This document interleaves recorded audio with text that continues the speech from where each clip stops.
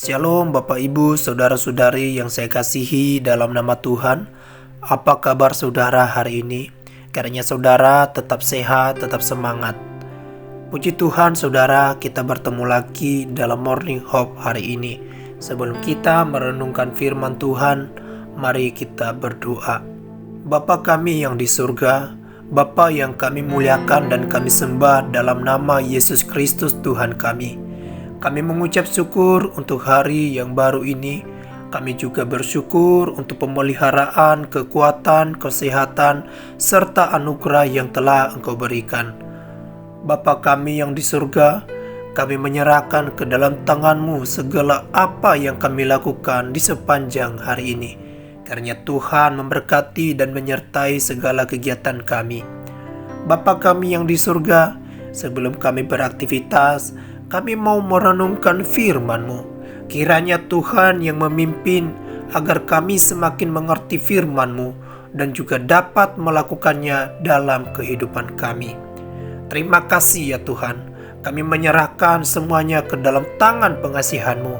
Dalam nama Yesus Kristus Tuhan kami berdoa.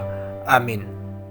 Saudara, saya teringat dengan perjalanan kami pelayanan di pedalaman Papua beberapa tahun yang lalu. Perjalanan kami menggunakan perahu sebagai transportasi dari kota menuju kampung dengan menempuh perjalanan minimal 12 jam. Di suatu hari pada perjalanan pulang dari kota membeli bahan makanan, kami diguyur oleh hujan deras sehingga kami tidak bisa melihat arah jalan kami ke depan.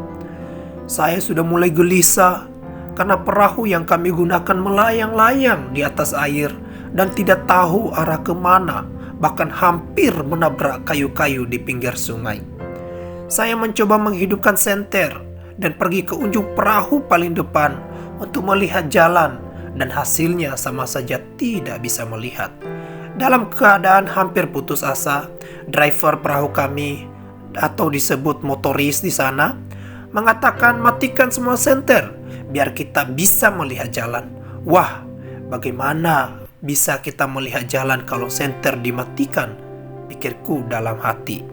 Lalu kami matikan semua senter dan motorisnya melihat ke langit, memandang pohon-pohon, dan melalui cahaya di pepohonan itulah dia mengetahui arah jalan kami sampai kami tiba di tujuan. Saudara, hal yang kami alami ini sering terjadi saat kita mengalami masalah, kesulitan, bahkan penderitaan.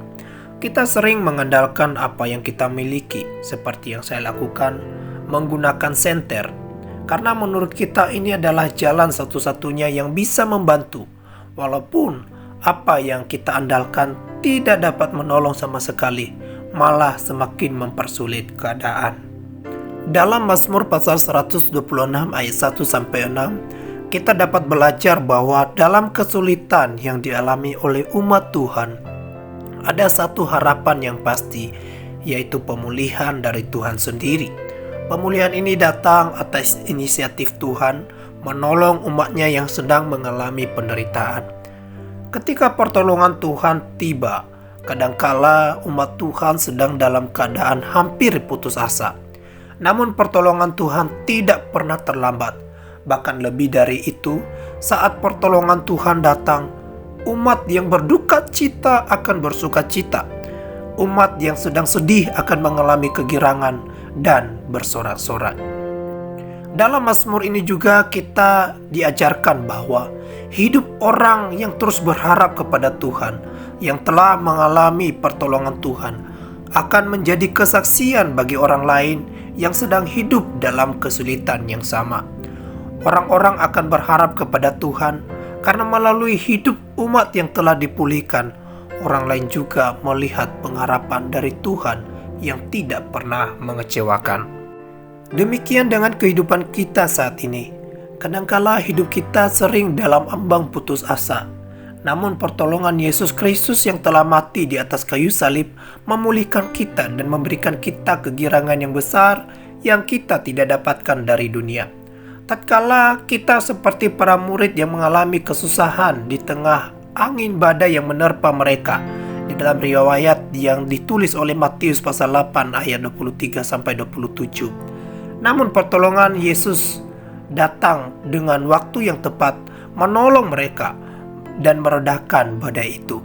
Itulah yang akan terjadi dalam kehidupan orang yang percaya kepada Kristus.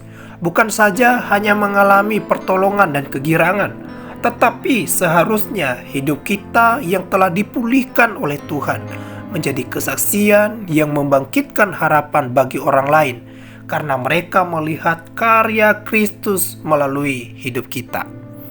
Saudara, adakah hidupmu sedang mengalami pergumulan karena kesulitan dan bahkan penderitaan karena sakit penyakit yang tak kunjung sembuh?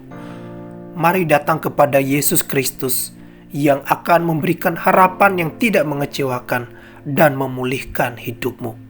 Adakah orang di sekitar kita sedang mengalami pergumulan, kesulitan, dan penderitaan? Mari berbagi hidup dengan mereka, dan kiranya melalui kesaksian kita, mereka juga dapat mendapatkan terang Kristus yang memberikan harapan baru yang pasti dan tidak mengecewakan. Amin. Bapa kami yang di surga, yang kami kenal di dalam Kristus Yesus Tuhan kami bersyukur untuk firman-Mu yang mengingatkan kami, apapun yang kami alami sebagai umat Tuhan, penderitaan, kesusahan, bahkan masalah, kami ada harapan yang sejati, harapan satu-satunya, yaitu Yesus Kristus yang telah mati di atas kayu salib bagi kami. Bapa, ajarlah kami untuk selalu memandang kepada Kristus, karena hanya Yesuslah harapan kami. Dan hari ini kami menyerahkan segenap aktivitas kami, kiranya Tuhan memberkati, menyertai kami, sehingga kami melakukannya seturut dengan kehendak-Mu. Kami berdoa untuk orang-orang yang sedang di dalam masalah, keputusasaan, bahkan penderitaan karena sakit penyakit. Kiranya Tuhan juga menolong mereka, Tuhan juga menjamah mereka. Bapa, inilah doa kami di dalam nama Kristus Yesus Tuhan kami, nama yang berjasa, nama yang mulia, Bapa yang kekal, Tuhan yang telah menyatakan diri kepada kami berdoa. Amin. Demikian renungan hari ini, kiranya memberkati saudara. Tetap semangat, Tuhan Yesus memberkati. Shalom.